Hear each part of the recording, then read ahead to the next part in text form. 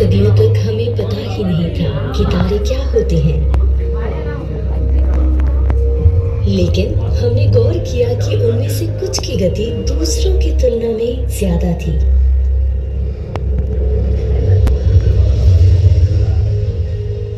जब हमने टेलीस्कोप के जरिए तारों का अवलोकन शुरू किया तो जल्द ही एहसास हुआ कि ग्रह और तारे दोनों अलग हैं और ग्रह हमसे ज्यादा करीब थे।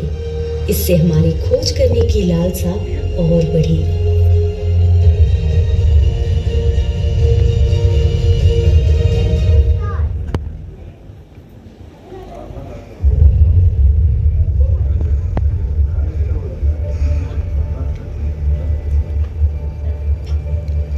नासा का मैरिनर 2 शुक्र से सिर्फ 21,000 मील दूर से गुजरा। ये किसी अन्य ग्रह के पास से गुजरने वाली पहली उड़ान थी।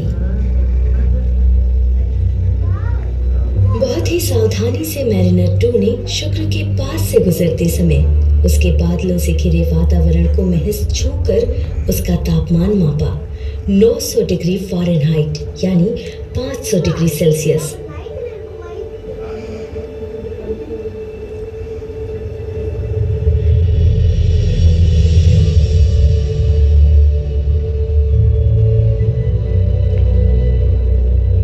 मैरिनर 9 ने अगला बड़ा कदम उठाया और पास से गुजरने के बजाय किसी अन्य ग्रह की कक्षा में प्रवेश कर गया।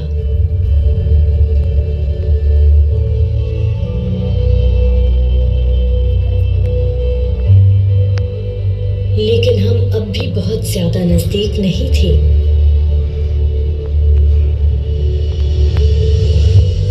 अपोलो कार्यक्रम की समाप्ति के 4 साल बाद वाइकिंग 1 ने मंगल ग्रह पर पहली सफल लैंडिंग की। ऐसा लग रहा था मानो हम स्वयं वहां खड़े हैं, चट्टानी मैदान को अपनी आंख से देख रहे हैं और पैरों से छू रहे हैं।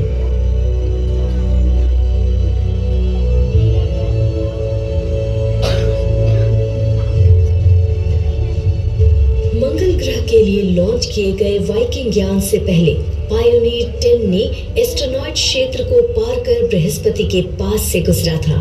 प्रक्षेप पथ के कारण यह 27,000 मील प्रति घंटे की गति से हमारे सौर मंडल से बाहर निकल गया।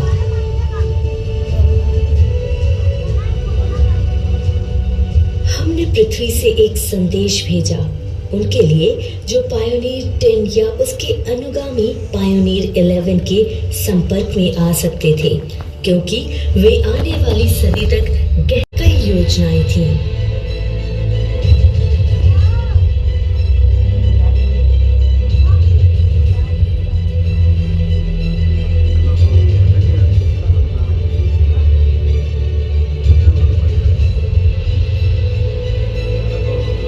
वॉयेजर कार्यक्रम बाहरी सौर मंडल और उसके आगे की अति विशाल यात्रा पर निकले 2 अंतरिक्ष यान। वॉयेजर यान निकल पड़े अब तक के सबसे प्रसिद्ध वैज्ञानिक अन्वेषणों में से एक के लिए। सड़क मार्ग से एक लंबी यात्रा की कल्पना कीजिए। आप कैसा संगीत सुनना चाहेंगे? क्योंकि वॉयेजर्स के पास सिर्फ पृथ्वी का संदेश ही नहीं था, इसके पास रॉक एंड रोल भी था। खगोल शास्त्री कार्ल सागन ने उस समूह का नेतृत्व किया जिसने संगीत, अभिवादन, चित्र और बहुत कुछ चुना, जिन्हें 2 सोने की परत वाले फोनोग्राफ रिकॉर्ड पर इनकोड किया गया था। पृथ्वी पर जीवन संबंधी टाइम कैप्सूल को बनाने, रिकॉर्ड बनाने और उसे चलाने के लिए निर्देश लिखे कवर को डिजाइन करने के लिए उनके पास 1 साल से भी कम समय था। पृथ्वी से 7.25 लाख मील की दूरी पर वॉयेजर ने एक ही फ्रेम में पूरी पृथ्वी और चंद्रमा की तस्वीर खींची। ऐसा पहली बार हुआ था। लेकिन ऐसी तस्वीरों का पूरा फोटो एल्बम तभी बन पाता जब यात्रा में पहला दर्शनीय दृश्य दिखाई दे। 1979 की जनवरी से अप्रैल तक वॉयेजर 1 ने बृहस्पति और उसके चंद्रमाओं का अवलोकन किया। वॉयेजर 2 ने अप्रैल के अंत से अगस्त तक कार्यभार संभाला। वॉयेजर्स ने बृहस्पति के अशांत वातावरण की पहले से कहीं अधिक विस्तृत जानकारी जुटाई। छोटे तूफानों से लेकर ग्रेट रेड स्पॉट तक इसके बादलों की जटिल गतिविधियों का खुलासा किया।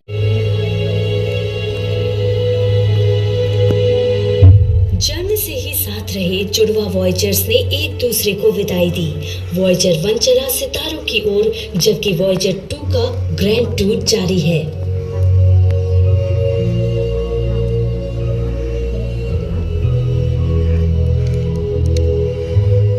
पृथ्वी से गए पहले यात्री के रूप में वॉयेजर 2 ने एक उत्सुक पर्यटक की तरह कई दृश्यों की तस्वीरें खींची।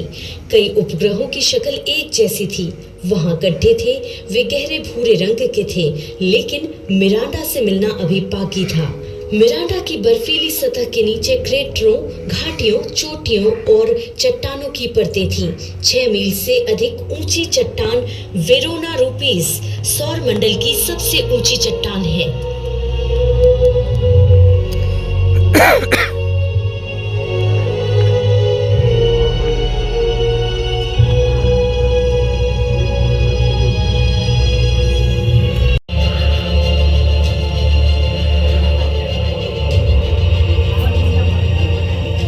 खींची गई तस्वीरों में 3 तस्वीरों की एक श्रृंखला थी, जिसमें हवा में 5 मील ऊपर उड़ते और लगभग 100 मील हवा में उड़ता हुआ एक गुब्बार दिखा था। ये ठंडे या क्रायोवोल्केनिक विस्फोट अस्पष्ट उपसतही कणों को वायुमंडल में से ले जाते हैं, जिससे धुएं का आभास होता है। ट्राइटन इस ग्रैंड टूर का अंतिम स्थानक था। वॉयेजर के कैमरे बंद कर दिए गए। इसका रेडियो आइसोटोप थर्मोइलेक्ट्रिक जनरेटर संकेतों को पृथ्वी पर वापस भेजने के लिए पर्याप्त ऊर्जा प्रदान करता है, क्योंकि इसे आगे जाना था अंतरतारकीय अंतरिक्ष की ओर। वॉयेजर्स इतिहास में सबसे लंबे समय तक चलने वाले अंतरिक्ष अन्वेषण मिशन बनने की राह पर थे, लेकिन मिशन था।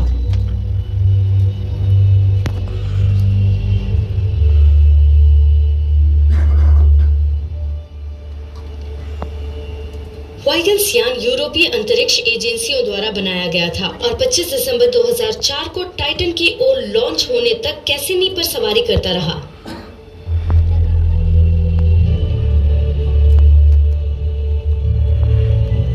बाह्य सौरमंडल में यह पहली लैंडिंग थी।